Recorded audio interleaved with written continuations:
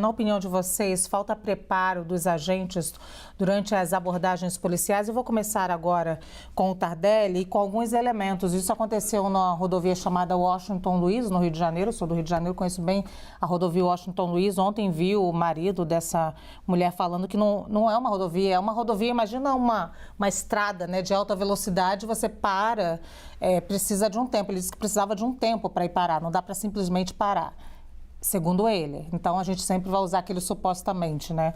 E que aí, sim, atiraram no carro, ele ficou perplexo e perdeu a mulher, e agora uma outra pessoa tenha sido atingida também numa situação semelhante. Não é o primeiro caso, assim, envolvendo militares no Rio de Janeiro, nesse caso aí, PRF. A gente teve também já um músico com 80 tiros, não sei se você lembra, envolvendo militares do Exército, também numa rodovia expressa do Rio de Janeiro, que era a Avenida Brasil, que foi muito triste também esse outro caso.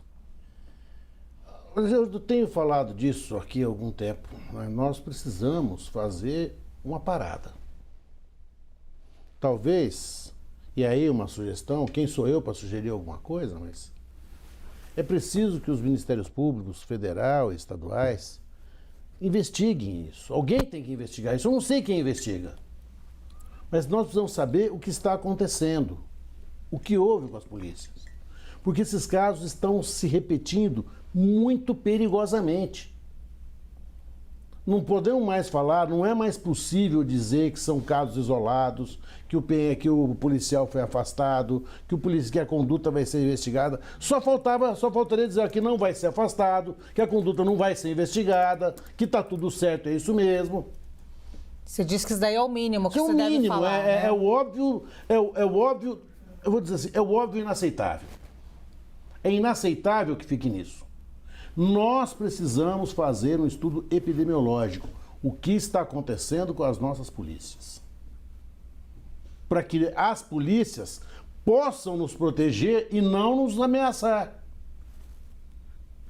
Eu não posso imaginar que Eu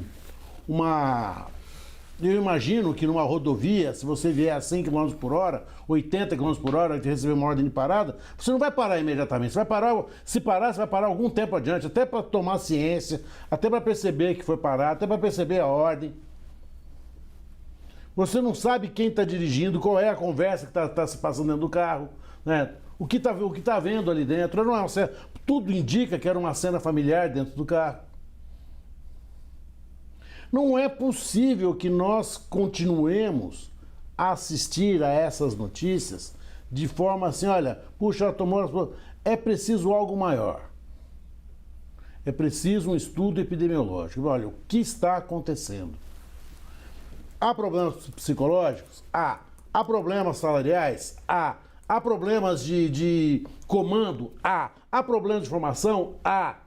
Há problemas de armamento? Há, porque ele usou uma arma que não era para usar. O tiro que ele deu matou a pessoa, não era para... Ele não estava, imagino, pensando em matar alguém. Eu acho que ele agiu, o policial, no sentido de parar aquele carro. Mas a arma que deram para ele não parou o carro, matou a pessoa. Ele não tem como escolher a arma também ali. Olha, muita coisa, nós precisamos, isso é uma atitude de Estado, não é uma atitude, eu não quero assim dizer, o governo anterior, o governo... Bom, chega. Nós precisamos fazer um estudo epidemiológico muito sério, para que a gente possa ter uma conclusão e a partir dessa conclusão ter alguma coisa, uma saída, Hélio, uma saída, Samanta, uma saída, Gabi, uma saída, porque... É asfixiante isso. Todos os dias, toda semana, sempre uma situação trágica. Sim. Sempre. Sempre. Sim. É inaceitável apenas ouvir. Afastou o policial, que não é um assassino. Ele é um policial mal treinado e não é um assassino.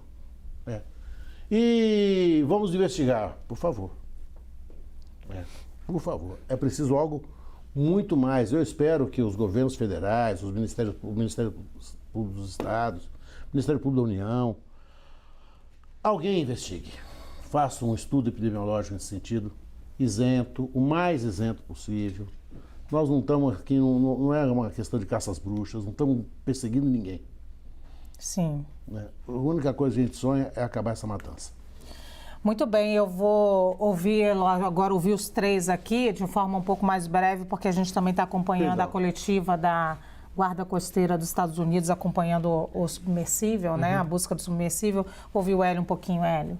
Vamos lá, eu divido a mesma indignação do Tardelli sobre o tema, mas eu vou além. Eu acho que essa pessoa cometeu homicídio.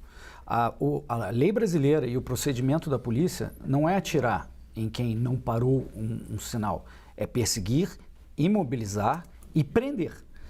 A lei brasileira não permite atirar contra essa pessoa. Eles cometeram um crime, claro. E ainda, independente da intenção, Tardelli, se ele queria atirar no pneu ou não, ele já feriu, ele já colocou em risco de vida essas pessoas, ele não poderia ter feito isso. Então, para mim, eles cometeram homicídio. E por isso, para começar a solução que o Tardelli busca, eu diria que tem que haver punição severa a essas pessoas, severa, né, como homicidas que foram nesse caso. É triste demais a gente observar uma família ser destruída dessa forma, com a morte de pessoas, de cidadãos brasileiros inocentes. É inacreditável que isso ocorra no Brasil do século XXI. Isso não tem a ver com despreparo, na minha opinião, da polícia.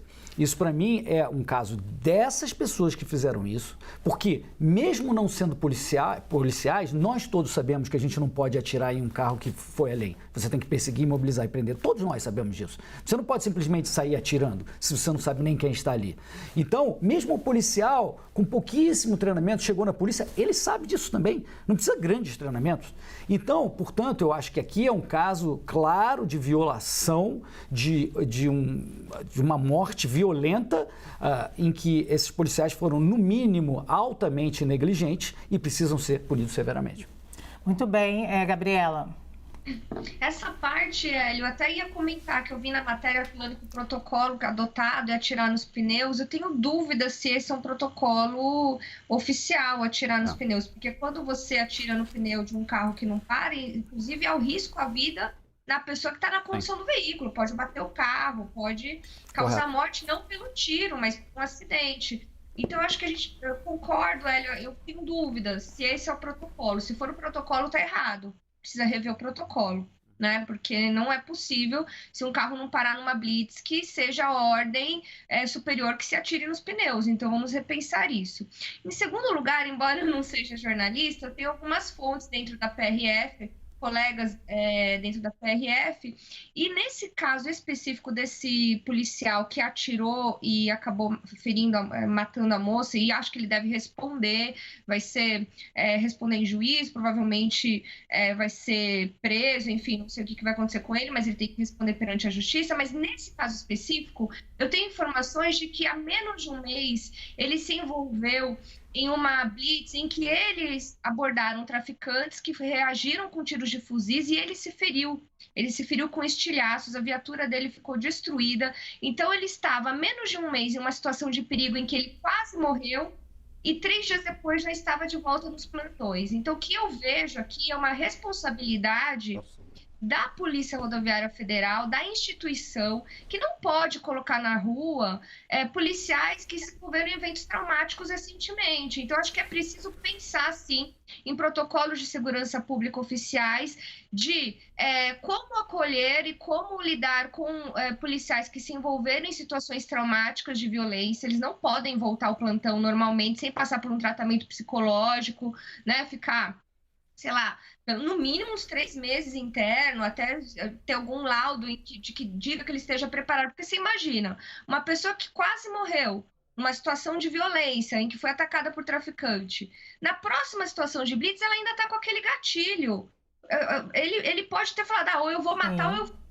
A gente não sabe por que ele reagiu daquela forma desproporcional. Então, existe sim uma responsabilidade dos superiores dos protocolos. A gente precisa lembrar da saúde mental dos policiais. Eles estão ali, policiais rodoviários federais. Eu peguei um estudo recente divulgado em que as 4 principais causas de morte, das 4 principais causas de morte, uma é suicídio. A outra são acidentes de trânsito, principalmente atropelamentos. Eles estão nessa situação constante de risco nas rodovias. Sim.